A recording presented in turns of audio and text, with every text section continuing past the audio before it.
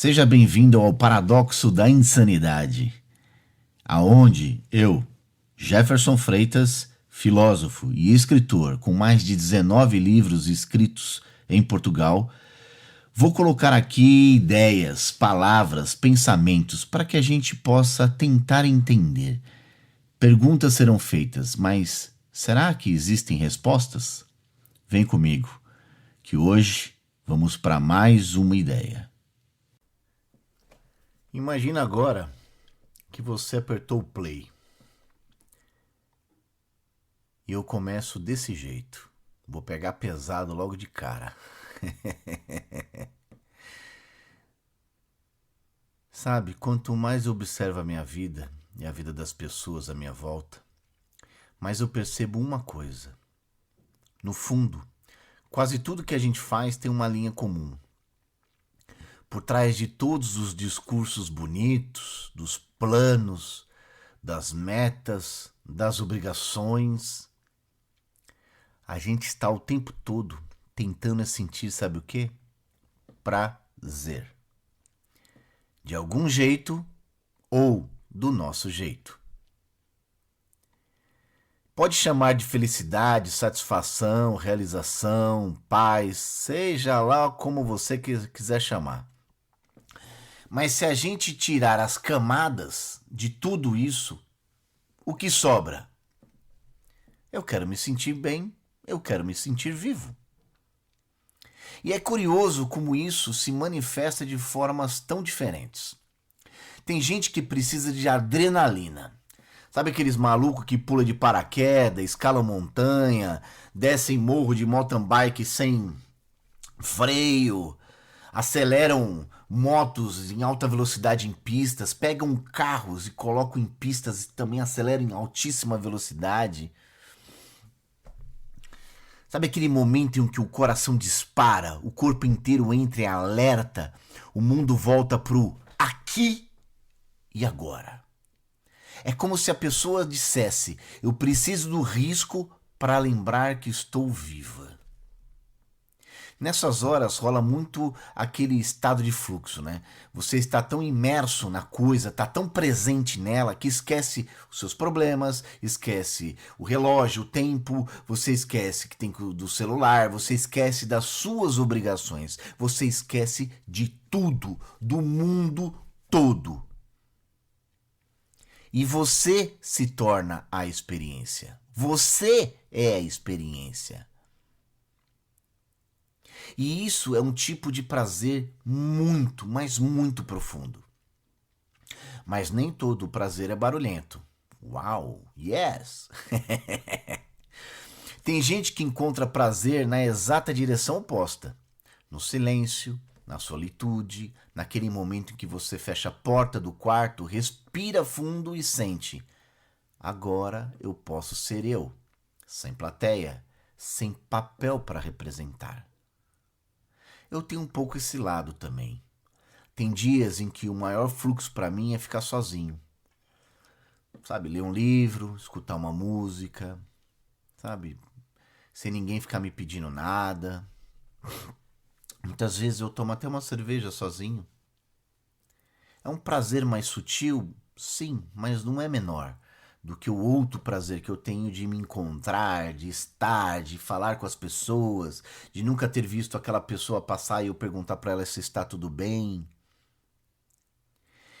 É o prazer, sabe, que eu tenho de existir sem ter pressão sobre mim mesmo. É ter o prazer que vem também das relações. Porque, por mais que eu goste de silêncio, eu sei que eu não dou conta, tá? De viver dentro de um ambiente sem vozes. Eu não conseguiria viver num ambiente interno, só escutando a mim mesmo. Faz parte escutar a si próprio em alguns momentos, como faz parte também conversar com os outros. Mas essa coisa de ficar isolado, eu acho que eu não conseguiria viver. Porque tem um tipo de alegria que só aparece quando a gente está com as outras pessoas. Sabe, rindo de uma piada interna entre amigos, cozinhando junto com alguém que você gosta, conversando madrugada adentro com pessoas que te interessam, dividindo medos, sonhos, segredos. Aquele momento que você olha ao redor e pensa: eu pertenço, eu não estou sozinho. Esse tipo de prazer social é muito mais poderoso do que a gente admite. É claro, tem a sexualidade também que se envolve muito em muitos ambientes. Às vezes a gente reduz o prazer sexual a coisa física, técnica, mecânica. Mas quando é verdadeiro, é muito mais que isso. É corpo, sim, mas também é vulnerabilidade, é confiança, é intimidade, é entrega. Como diz um amigo meu, não é fazer amor, é fazer sexo. Ou, não estou fazendo sexo, estou fazendo amor. Ter um prazer enorme em ser visto, em ser desejado, em ser acolhido, exatamente como você é. E quando isso acontece de forma respeitosa, segura, consentida, é um tipo de prazer que toca camadas profundas da nossa identidade, não só do corpo. O problema é que em meio a tudo isso tem um ruído gigante, o prazer que esperam que eu sinta. Porque não é só o que me dá prazer, é também o que disseram que deveria me dar prazer. A sociedade empurra uns pacotes meio que prontos. Você vai ser feliz quando tiver tal corpo. Você vai ser feliz quando tiver tal cargo, tal salário. Você vai ser feliz quando tiver um relacionamento assim, vida desse jeito, quando você fizer aquilo. Às vezes a gente entra meio que no piloto automático, vai atrás desses prazeres oficiais, compra mais, posta mais, exibe mais, acumula mais. E aí lá dentro fica uma estranha sensação de: por que isso não está preenchendo absolutamente nada aqui dentro? Eu já me peguei nisso várias vezes no passado, achando que o próximo objetivo, a próxima conquista, a próxima coisa comprada ia finalmente trazer assim: agora sim estou completo. E quase sempre era um pico curto. E já passava muito rápido. E aí vem o quê? A próxima busca. E é aí que entra a diferença entre prazer efêmero e contentamento profundo. Vamos entender? Pois. O prazer efêmero é aquele que explode e apaga. É gostoso, eu não vou mentir. Só que se eu dependo só disso, eu viro refém dele. Sempre precisando de mais estímulo, mais dopamina, mais distração, mais likes, mais notificações. Comprar coisas, mais coisas. De repente, eu não estou mais buscando prazer. Eu estou fugindo de mim. Já o contentamento profundo, às vezes, nem parece prazer à primeira vista. É o cansaço bom depois de um dia produtivo em algo que faz sentido para você. É a conversa difícil que finalmente foi acontecida, foi tida.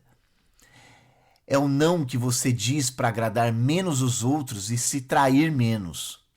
É o compromisso com algo maior do que só sentir algo bom agora. É aquela mistura de paz, coerência e leveza que não é explosiva, mas é estável. Só que só tem um detalhe.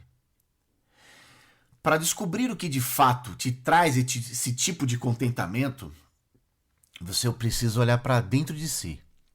E isso muitas vezes dá medo. Porque olhar para dentro da gente pode significar admitir que o que te disseram que era prazer, na verdade não é. O que você esperava gostar, você não gosta tanto assim. O que você realmente quer pode não ser bem visto ou aceito, esperado pelos outros, pelo grupo que você está. De repente, ninguém nem queria que você estivesse lá. E aí vem um conflito. Eu sigo o caminho do prazer que faz sentido para mim, mesmo que vá contra a expectativa dos outros? Ou eu me encaixo sorrindo por fora e me anestesiando por dentro? Algumas vezes a gente pode até sentir isso na pele. Sabe, algumas vezes eu me vejo fazendo coisas que no papel são legais até, sabe, meio que corretas, admiradas por outros, mas lá dentro eu sei que não é isso que me faz vibrar. Não é isso que tá me fazendo bem. Só que dá muito medo bancar a própria verdade. Porque quando você decide procurar o prazer autêntico, você mexe em estruturas. Você mexe em relacionamentos, em profissão, em rotina e identidade. Às vezes você percebe que o prazer verdadeiro está em algo mais simples e mais íntimo do que o mundo valoriza. E aí surge uma pergunta brutal: eu vou viver para impressionar ou para me sentir vivo? No meio disso tudo tem ainda o risco da autoenganação. Eu posso achar que estou buscando prazer, quando na verdade, na real, estou só me entorpecendo. Eu tô lá rolando um feed do Instagram sem parar, comendo coisas, mas não tinha fome, bebendo para fugir de sensações, maratonando uma série simplesmente porque eu não queria pensar em nada, entrando em relações rasas só para não encarar a própria solidão. Não é que essas coisas sejam proibidas, mas eu estou dizendo aqui sobre intenção. Eu estou usando isso para apreciar a vida ou para não senti-la. A neurociência ajuda a explicar por que a gente escorrega. Toda vez que a gente tem uma experiência prazerosa, o cérebro libera dopamina. É uma recompensa. Faz de novo, isso é bom, quero mais, quero mais. O problema é que alguns estímulos são dopados demais, né? Comida ultraprocessada, pornografia, redes sociais, jogos, comprar coisas. É muito estímulo, muito rápido, muito fácil. E isso vicia. E aí a régua do prazer sobe tanto que o simples começa a parecer louco. Tipo um café na varanda, uma conversa sincera, ler um livro, uma caminhada ao ar livre, um abraço demorado. Tudo isso parece, sabe, começa a parecer meio que sem graça. O cérebro está acostumado com uma coisa mais explosiva. Não com essa coisinha que vem, sabe? Só que é justamente nesses lugares mais simples que muitas vezes mora o contentamento verdadeiro. Para mim, a virada começou quando eu passei a me perguntar, com mais honestidade, tá? Me olhando de verdade. Eu realmente gosto disso ou só aprendi a gostar porque todo mundo diz que é bom? Isso me alimenta ou só tá me distrair? Eu saio dessas experiências mais inteiro ou eu tô cada vez mais vazio? E aí que entram coisas como atenção plena. Estar sempre presente de verdade quando eu estou com as pessoas, conversar, quando eu estou a trabalhar, quando eu estou a descansar. Eu tenho que perceber o meu corpo, as minhas emoções, sem julgamentos. Ter gratidão. Não essa gratidão forçada, tipo instagramável, né? Do Instagram, mas o ato de realmente reconhecer. Isso aqui me faz bem. Isso aqui é um prazer simples e real na minha vida. Quando eu começo a prestar atenção, eu vou descobrindo nuances de prazer que muitas vezes eu ignorava. Por exemplo, o cheiro da chuva, a sensação da água no banho, sabe? Batendo na pele. O riso de alguém que eu amo de verdade quando a pessoa sorri. A espontaneidade daquele sorriso.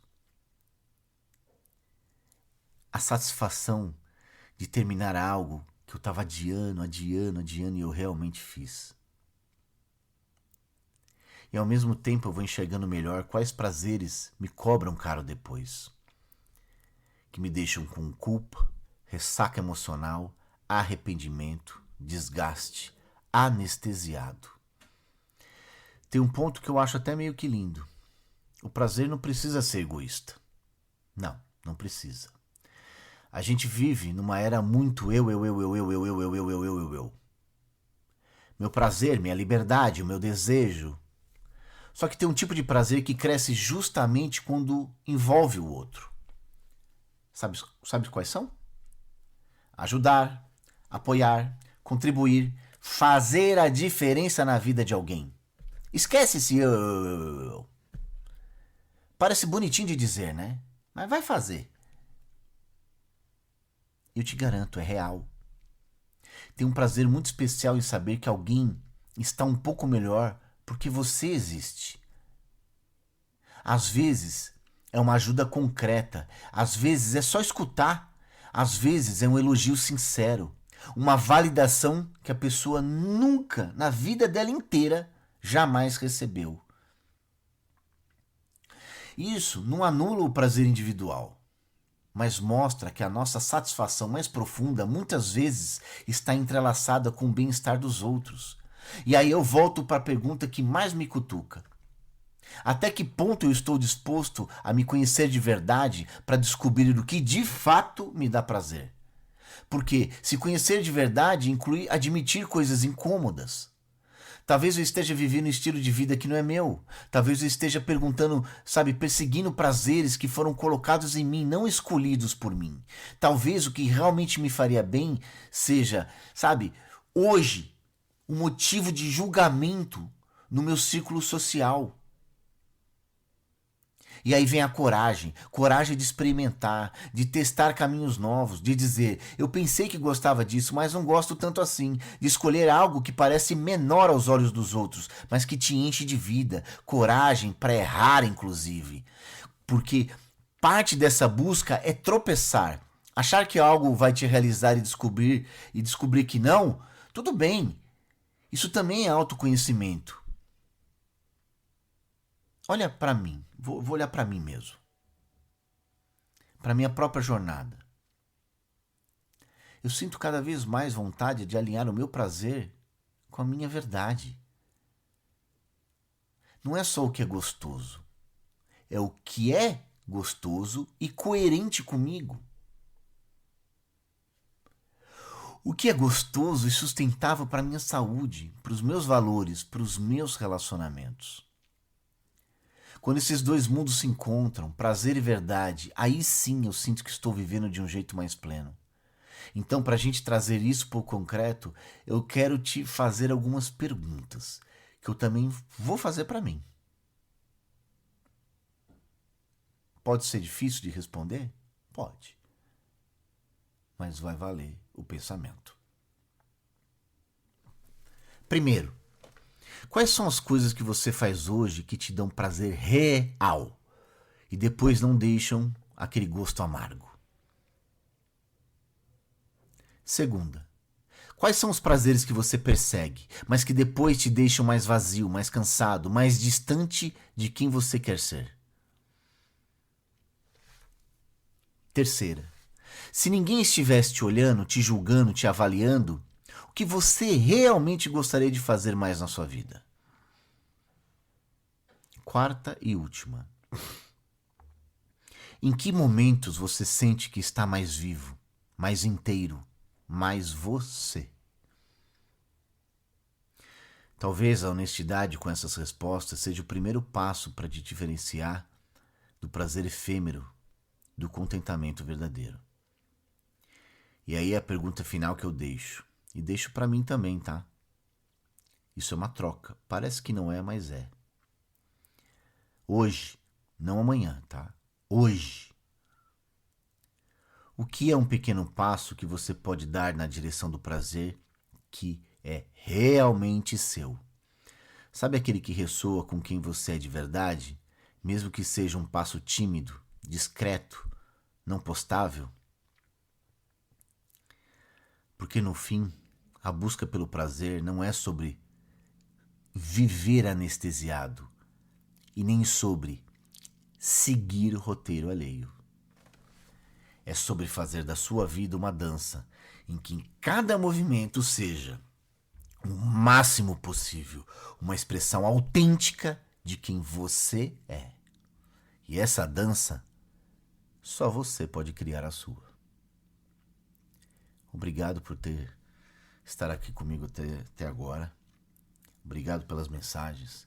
Obrigado pelas reflexões, pelos pensamentos. Até o próximo episódio. Um beijo.